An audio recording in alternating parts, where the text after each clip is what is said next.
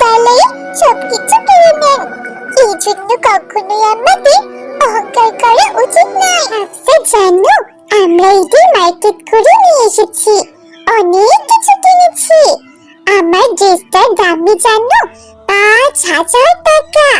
আচ্ছা হাফসা, তোমাদের ঈদের মার্কেট করা কি হয়ে গেছে? না না মরিয়ম, আমাদের এখনো কোনো কিছুই হয়নি। তোমরা এত গরিব, কয়েকদিন পরেই তো ঈদ, আর তোমরা কিনা এখনো কেনাকাটা করোনি? ঈদের জামা না পরলে আমার বাসায় তুমি যেও না কিন্তু, বুঝতে পেরেছো? হাফসা এসব কথা শুনে মনে মনে খুব কষ্ট পেল।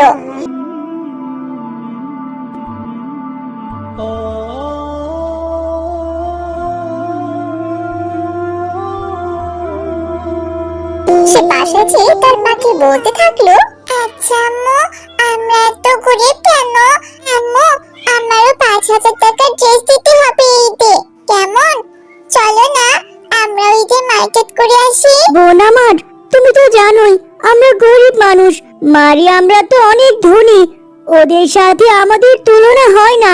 আল্লাহ আমাদের যেমন রেখেছেন, খেয়ে পরে বেঁচে আছি, এতেই আলহামদুলিল্লাহ। কেঁদো না মা, একদম কেঁদো না। তুমি তো জানোই তোমার বাবা একজন সাধারণ ইমাম, মসজিদ থেকে যা হাদিয়া দেয় তাই দিয়ে তো ঘর ভাড়া দিয়ে সামান্য খাওয়া দাওয়া করে শেষ হয়ে যায়।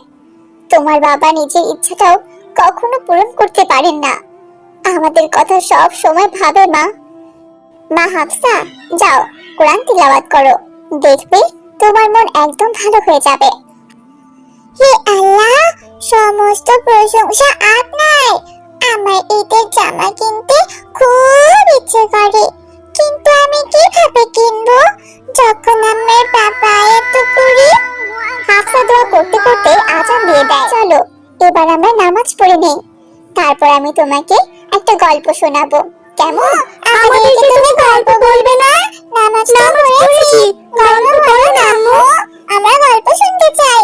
অবশ্যই বলবো মা, তার আগে এসো আমরা সূরা ওয়াকিয়া পাঠ করে নেই, কেমন? ওয়াকিয়া সূরার ফজিলত কি আম্মু? মহানবী সাল্লাল্লাহু আলাইহি ওয়াসাল্লাম বলেছেন, যে ব্যক্তি সূরা ওয়াকিয়া পাঠ করবে সে কখনো ক্ষুধার কষ্ট ভোগ করবে না। এই সূরা পাঠ করলে দরিদ্রতা গ্রাস করতে পারে না বাবা। হাফসা এই আমল শুনে খুব খুশি হলো এবং আমল করার প্রতিজ্ঞা করলো আর বলতে থাকলো, আচ্ছা আম্মা, তুমি আর বাবা তো সব সময় আমল করো, তাহলে আমরা গরিব কেন? আসসালামু আলাইকুম হাফসা মা, আমি বলছি। ওয়ালাইকুম আসসালাম বাবা। শোনো, একটা গল্প বলছি তোমাদেরকে। আকাশ থেকে পৃথিবীতে নামার সময় দুজন ফেরেশতা মুখোমুখি হলো। তারা দুজনই দ্রুত গতিতে পৃথিবীতে অবতরণ করছিল। প্রথম ফেরেশতা দ্বিতীয় ফেরেশতাকে প্রশ্ন করলেন, এত দ্রুত কোথায় যাচ্ছ? উত্তরে দ্বিতীয় ফেরেশতা বললেন, এক ব্যক্তি মৃত্যুশয্যায় শায়িত, তার জয়তুনের তেল খাওয়ার খুব ইচ্ছা। আমার ওপর নির্দেশ দিয়েছেন আমি যেন ওই ব্যক্তিকে জয়তুনের তেল মুখে দেওয়ার আগেই ফেলে দেই, কেননা লোকটি ছিল ঈমানদার। এই সামান্য আশাটি পূরণ না করে আল্লাহ তাকে জান্নাত দিতে চান। প্রথম ফেরেশতা জবাবে বললেন, এক ব্যক্তি মরণের বিছানায় শায়িত, ওই ব্যক্তিটির শেষ ইচ্ছে রুই মাছ খাওয়ার। আমার ওপর নির্দেশ এসেছে আমি যেন তার আত্মীয় হয়ে তাকে রুই মাছটা খাওয়াই, কেননা ওই ব্যক্তি বেঈমান তথা শিরককারী।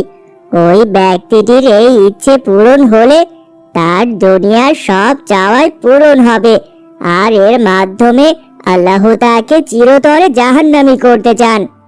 রাকিব বাবা, বলো তো এই গল্প থেকে আমরা কি শিখলাম? কখনো যদি আমাদের কোনো চাওয়া পাওয়া পূরণ না হয়, তার জন্য আমরা যেন নিরাশ না হই। আমাদের কোনো চাওয়া পাওয়া এই দুনিয়ায় পূরণ না হলেও এর বিনিময়ে আল্লাহ তাআলা আমাদের জন্য উত্তম প্রতিদান রেখেছেন, জান্নাত। হ্যাঁ বাবা, আমিও বুঝতে পেরে গেছি, আমি আর কখনোই অসন্তুষ্ট হব না। আল্লাহ তাআলা যে অবস্থাতে রেখেছেন, শুকর আলহামদুলিল্লাহ। হাফসা, হাফসা, দ্রুত আমাদেরকে সাহায্য করো। কি হয়েছে বোন আমার? তুমি এভাবে কান্না কেন করছো?